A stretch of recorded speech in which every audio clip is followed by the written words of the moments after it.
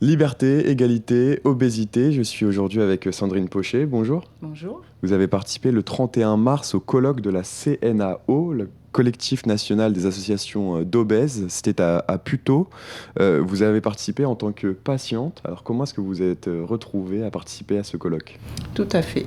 Donc en fait, je fais partie d'une association qui est la Ronde des Formes et donc qui m'a demandé de l'accompagner, donc la présidente qui est Linda, l'accompagner donc aujourd'hui pour pouvoir expliquer mon expérience, mon témoignage. Pour pouvoir témoigner. Alors quel est votre parcours? Donc moi, j'ai bénéficié d'une opération de l'anneau gastrique en 2008 et en 2016 de la sleeve gastrique. Donc avec une réussite et puis aussi de l'échec. Vous avez été suivi? Vous avez vu des Donc la première, pas un vrai suivi, non. La deuxième, oui, un suivi sur 1 an. Et puis au bout d'1 an, j'ai voulu me suivre toute seule, mais je me suis... Voilà, j'ai plongé dans l'échec puisque c'est qu'une béquille la chirurgie, hein. Donc il faut un soutien au quotidien, donc que ça soit avant ou après, donc il faut reprendre le suivi. Pour la première fois, il y a eu un manque de Oui, suivi, on n'était pas tout à encore, la médecine En n'était pas 2008, encore avancée. non, il n'y avait pas autant d'associations, je ne les connaissais pas, donc j'ai appris à les connaître. Différents aussi médecins, un corps de médecins, que ce soit psychologue, nutritionniste, donc tout ça entouré. Donc ensuite, on a un parcours qu'il faut suivre, mais c'est vrai que quand on se sent prête et on se sent forte pendant un moment et on se dit qu'on va y arriver toute seule, et ben non en fait. D'où mon échec aujourd'hui. Vous avez pu échanger au cours de ce colloque avec des médecins, des chirurgiens, Tout à fait. des présidents d'associations sur ce sujet. Il commence à y avoir une véritable prise de conscience. Alors une prise de conscience, oui. Mais ce que je dirais, ce que je disais tout à l'heure, c'est sur la prise en charge, en fait. La prise en charge, aujourd'hui, elle n'est pas gratuite.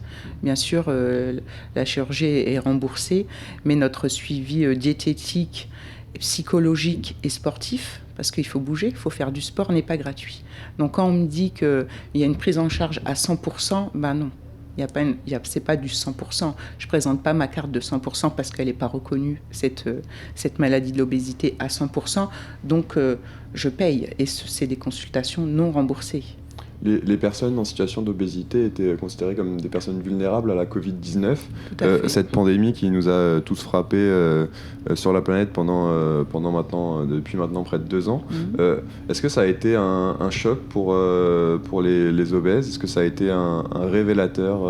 Ça a permis une meilleure prise de conscience et des avancées qui vont peut-être voir le jour prochainement? Alors honnêtement, une meilleure avancée, je ne sais pas. J'ai été victime du Covid dans la première vague, donc avec un Covid long d'1 an.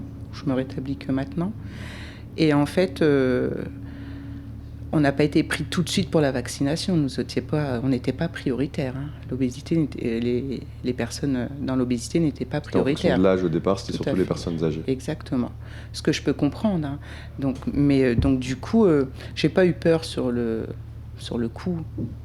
Après, oui, effectivement. Donc même aujourd'hui, je fais encore attention parce que nous sommes déclarés à risque. Donc on continue à faire attention quand même. Mais je veux dire, j'ai pas eu une prise en charge. On m'a pas dit, Madame Pochet, vous êtes obèse, attention le Covid, on vous prend en charge tout ça. Non, hein. Quelles sont vos attentes aujourd'hui pour le prochain quinquennat, les 5 ans qui viennent? Une prise en charge à 100% avec un suivi.